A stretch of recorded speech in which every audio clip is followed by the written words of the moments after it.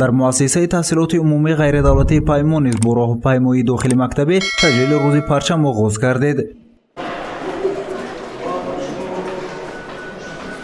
дар соати тарбиявие ки баргузор гашт байни хонандагони саволу ҷавоб сурат гирифт. инчунин толибилмон оид ба парчами давлатӣ маълумот доданд. баъд аз он чорабини калони тантанавӣ дар толори муассиса бо иштироки Абдуҷаббор Ғанизода директори муассисаи таҳсилоти умумии ғайридавлатии Паймон доир гардид. чорабини аз шеъру суруд, рақсу бозе иборат буд.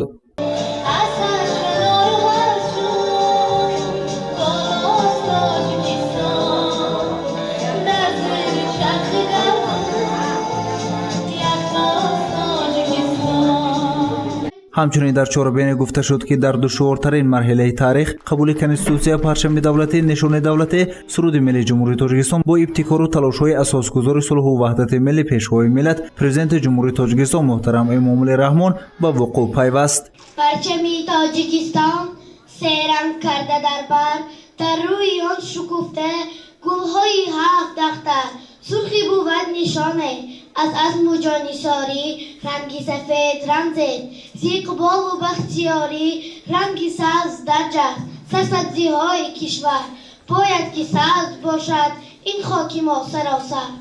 ҳамчунин дар ин рӯз якчанд нафар хонандагони синфҳои 4 ва 5 аъзои созмони хонандагон ба номи Исмоили Сомонӣ гардида савганд ёд намуда иброз доштанд ки оиннома ва низомномаҳои созмонро риоя намуда таҳсилро бо баҳои аъло идома медиҳанд.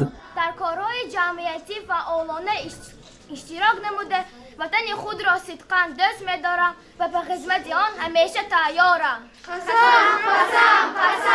Абдуҷаббор Ғанизода директори муассисаи таҳсилоти умумии ғайридавлатии Паймон дар интиҳои чорабинӣ ба сухан баромада иброз дошт ки қабули муқаддасоти давлативу миллӣ аз ҷумла парчами давлатӣ нерӯи тавоное буд барои мардуми кишвар ки барои ноҷуриҳои замон муттаҳидона дастболо гарданд ва зиндагии обуду шоистаеро ки имрӯз доранд соҳиб шаванд.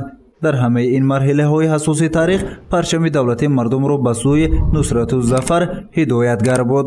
гузориши Саид Мухтори Саиданвар барои барномаи иттилоотӣ хабар.